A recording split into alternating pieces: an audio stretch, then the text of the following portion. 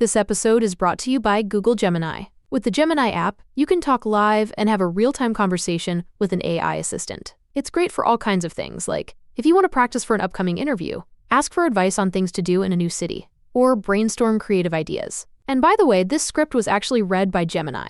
Download the Gemini app for iOS and Android today. Must be 18 plus to use Gemini Live.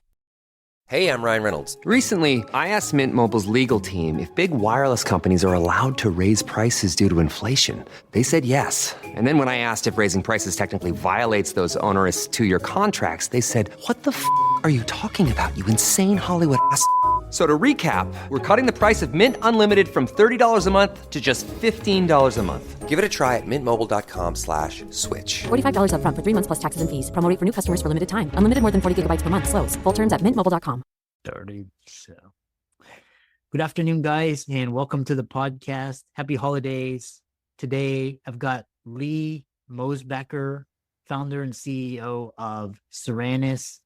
And we're going to talk about all about what Saranis is. Lee has got a background. He's got a doctorate. He's a serial entrepreneur. He's got VC and a background in the Bay Area, now living in Ohio. And I'm really happy to have him on to talk about Saranis, what it is, and really excited to bring entrepreneurs onto the show. So Lee, welcome. Thanks for having me. Excited to be here. Yeah. So you have 25 plus years building, selling companies. You raised venture. Talk about your journey and how it led to Saranis, what it is. Yes, I've got a technical background. Technical people think I'm a business person, and business people think I'm a technical person. So I straddle both lines. It's been mostly through necessity. I grew up to a few poor farmers in Ohio, and when I was a teenager, I used to run a lot of BBS systems and sell encryption codes for satellite dishes and fun stuff like that. And then I went to school for physics, and when I got out of my undergrad, I sold a company, a fintech product before fintech was even a label, and then went back to get a PhD, spun a company out of Ohio State, got me out to the Bay Area for a decade, got into artificial intelligence, mostly because of I saw the massive data sets and availability of high-end compute, and started building trading systems, and found a partner that we traded with for 8 years. And then in 2021, during COVID, I moved back to Ohio, started getting into venture. So we have 3 funds now. Cobalt Fund is one. We did like average check size of 250, very early stage. I think we did 15 investments. And then being back in the state of Ohio, they've given us $5 million match to our capital. Now, I've never raised LP capital. As my partner and myself, we put our own capital in, and we started getting into venture. And that was when we had the idea for Saranis. Mm-hmm. Yeah. And so diving into the question, what is Saranis? Yeah, Saranis is Y Combinator meets Robinhood. So we're trying to get angels and early VC funds access to great qualified deals that are transparently evaluated by a mass audience of analysts and technical people and marketing people that kind of form a cohort around the deal.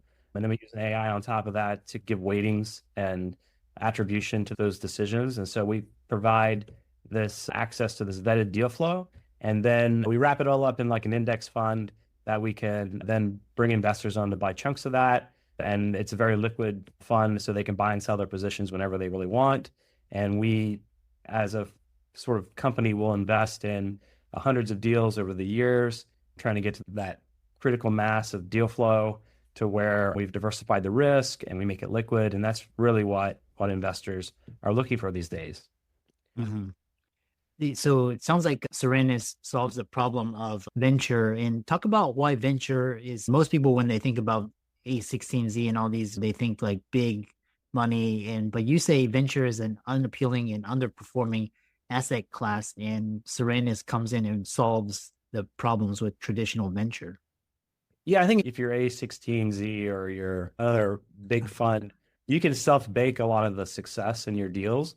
But even those deals, when they hit public markets, they typically sail in the public markets. But while the investors in the VC funds are doing great, someone's left holding the bag, and it shouldn't be a zero-sum game for investing. There is that challenge, but I'd say the vast majority of VC firms lose money. The vast majority have a misunderstanding of what the power law really is, and they base an investment strategy around the power law, not really understanding what it's saying. And they had lockup funds for, could be 10 years, maybe 15 in today's market. And I think that's just become super unappealing to a lot of investors, especially where I live now, which is in the mid-continent. We're trying to change that. We're just trying to provide quality, transparency, and analysis of deals in an index fund format, and then add that liquidity option in so that you can manage your day-to-day finances. And we think that there are really interesting fund strategies around the liquidity portion that kind of take the power law out of the equation. And we think this is going to open up in investing to a whole new class of investor. Mm-hmm. And I want to ask you more about the liquidity, but before that, what is, because a lot of people are shut out of VC because they're accredited investors. If you like Saranis, does that allow the kind of retail or average mom and pop to get access to the venture capital pool, or is it, how do you democratize access like Robinhood did for retail? Yeah, so we only work with accredited investors or funds. We don't really have a desire right now to open it up to retail. I think that being said, though, that I would say the overwhelming majority of high net worth individuals that could invest in venture will never invest in venture until we have a platform like Saranis. And so if you look at the global VC market, it's probably operating at 1% to 2% where it could be operating at if they had these attributes in the asset class to offer other accredited investors. Mm-hmm. Yeah. And talk about this. How do you solve the liquidity problem? Because in venture, usually funds are locked up for 10 to 15 years. So how do you solve that problem in like the legality, regulation, and all of that? Yes, like a Coinbase, we're the custodian of the equities. So a founder will always see Saranis on their safe note, convertible note, or their cap table. And we do a private market swap on the back end to allow that liquidity. And we work with liquidity providers up to $7 billion in total liquidity. We have those partnerships to be able to buy those equities at A, B, and C. We invest super early. And our whole thing to the founders is we want this liquidity as an option, but what we can do for you is we can give you immediate feedback. We can take maybe a year off of your fundraise, and we invest super early. So we get a lot of really great economics for being really early. And then we parlay that into the A, B, and C rounds for ourselves and our investors to exit those where other investors are willing to take on a different risk profile. Interesting. So we talk about what's interesting is if people wanted to work with that, what you mentioned, what are the requirements? So you mentioned accredited investor. What is the minimum check size, and how does all of the key product features work? I think one of the challenges in a lot of angel networks and a lot of angel groups is that they have a lot of members that aren't active. So we require at least a 10K commitment to Saranis to have access to the platform. So we want to make sure that you're going to be an active investor. So that's like level one. But we do self-attestation for the accreditation. And we also have a company that we're working with called Verify that we're bringing in to verify the accredited investor. But really, there's a lot of money that can be made in the earliest stages of these businesses, especially since they're super early. You get advanced economics, and the data is pretty strong out there about how many of these companies actually make it to the A round, the B round, the C round. Just using that data and using that liquidity option, you can compound those liquidity multiples, much like an evergreen, and you can actually get to like top percentile fund performance with never having hit a unicorn, which is taking a lot of the luck out of venture. Interesting. How does Saranis address counterparty risk to avoid things like Celsius or an FTX or just like bad actors? What is your process? I can't speak to Celsius, but the check sizes are pretty small. It's a vetted network. We're not making the decisions. We have a Wikipedia model around our expert evaluation network that qualifies deals, but we're never going to bake all the risk out of venture. There's always going to be risk. We have a lot, like I said, we have a lot of transparency with the companies. They're constantly putting updates, and we verify those updates with our expert network. We have partnerships with studios that help grow these businesses, make sure that they're real businesses, but we'll never bake out the fraud. But that fraud is baked into the economics of our platform. Yeah, interesting. We're also planning on there's 4 circles in our logo, and they represent every stakeholder in the venture capital ecosystem. And we privately score and credit whether you're an advisor, whether everything goes to the platform, whether you're an investor, whether you're a founder, whatever you are, a service provider, we score and make sure that only the best people are making contributions to our community. Mm-hmm. Yeah. Interesting. Moving on, the next question I have for you is, so talk about lessons learned from the other side of the table and critical insights you gain about what founders and investors don't always share, and discuss limitations investors often face in assessing the quality and investment readiness of startups and lack of consistent data-backed evaluation in early stage investing. I'd say there's no data in early stage investing, and there never will be, because the markets change so rapidly and the industries change so rapidly, and we're seeing a more move towards deeper and deeper technologies. The idea that, I'm sure there's some check marks that you do in due diligence, but the idea that there's any predictable data in venture is extremely flawed. And because we're moving to deeper and deeper tech, a lot of the generalists that are in venture capital are going to be left behind. And even some of the specialists, things are just changing so rapidly. A lot of the things that you do in a fund one, you try to apply them to fund two and they just don't work. And we see that in the empirical data there. Fund two often performs worse than fund three, unless you're one of the big firms that, like I said, can help with their network kind of power through and maximize the surface area of success. Anyone else, it's really an unpredictable investment asset. What we try to do is we just try to have a more contrarian strategy around how we get liquidity and compound that liquidity by just being average. We don't expect to be top tier, but you can be average and be a very above performing fund or company just from adding in basic finance, which is the liquidity and the real analysis. I think the power law is a misunderstanding. The power law is, a lot of things obey the power law. Gambling has a power law. Parlays have a power law. I think the challenge is people are focused on that long tail win. But really, what I've seen in the last 5 years, last 10 years in venture, is that you're not going to see the Airbnbs and the Ubers and the Facebooks anymore. You're going to see deeper tech that's going to transform our world, that needs a technical expert, a consensus of technical experts and people in industry and analysts to really qualify that deal at scale. And that's really what's missing in the industry.